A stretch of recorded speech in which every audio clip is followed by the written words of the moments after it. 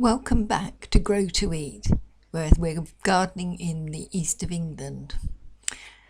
It's grey, cold, and not very nice November days. There's no break in the low cloud between us and the North Sea. So I think today I will go to the polytunnel. This polytunnel was built when we first retired in 2014 and is a valuable asset to everything we grow. It's end of season now, and you can see that the tomatoes and peppers definitely need to come out before we get a frost. I've started to bring in some of the geraniums and fuchsias to keep them from being frozen off. There's quite a bit of fruit. I will take most of it into the house and see whether we can ripen it enough to be cooking. The tunnel's not too weedy, there's one or two patches that definitely need sorting out. But at this time of year, we need to collect the tools, a fork, trowel and cutters, and of course the wheelbarrow to take everything to the compost heap. Starting with the peppers, which collapsed over the weight of the fruit.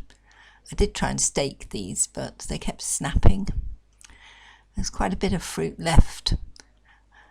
There are some long pointed peppers and some bell peppers. Quite good size, if a bit bendy. We'll try and ripen some of these indoors. At least 50% will be fine. Some may not make it, but I'm not very fond of really green peppers. Well, they'll get used up once they've been ripened indoors.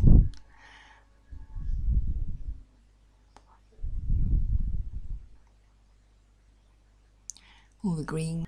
In this corner, about a year or so ago, I put some freesia bulbs and suddenly they've decided to come up. So hopefully we might get a few really wonderful flowers in the early spring. Meanwhile, my husband had planted lettuce. Not to worry, they'll soon be eaten up.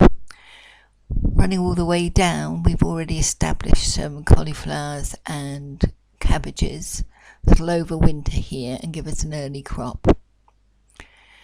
This tomato was actually a shoot that my husband broke off and rerouted, so it gave us quite a late one.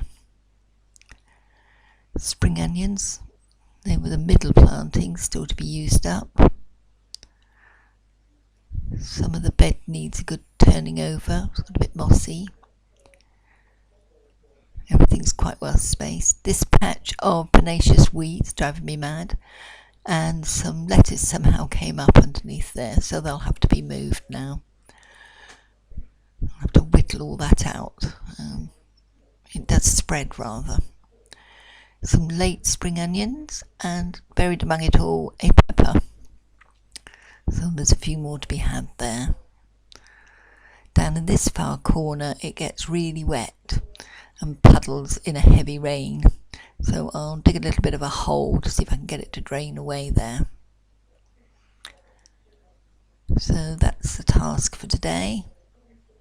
Tidy this bed up first, sweep it down and harvest the peppers, take them into the house.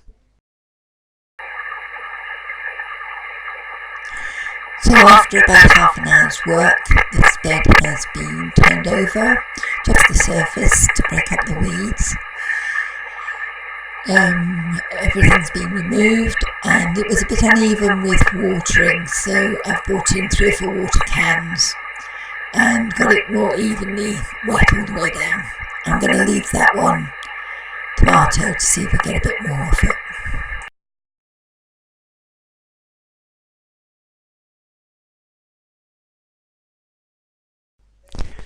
Apologies for the crackly voice, I think I've recovered now.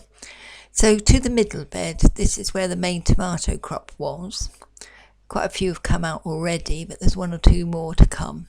That was a marmot tomato, I think. It didn't crop awfully well, and they're so heavy they tend to collapse on themselves.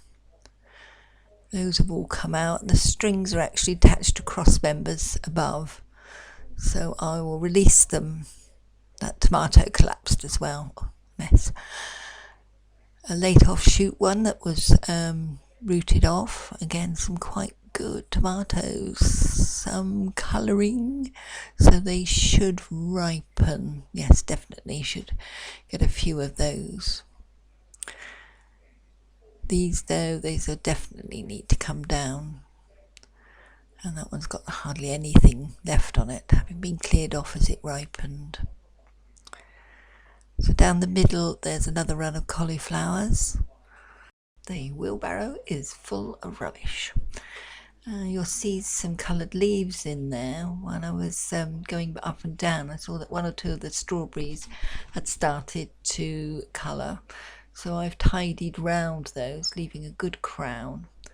I'll come back and do the others as they start to lose their leaves. Bowl of tomatoes for the kitchen. Dealing with freshly picked vegetables takes just as long. The peppers are now in the conservatory where they will ripen over the next week or so. These were ripened last week and are ready now to be used. On the way back from the compost heap, I picked up some parsnips, nice and muddy. We used this old kitchen sink to wash off root vegetables.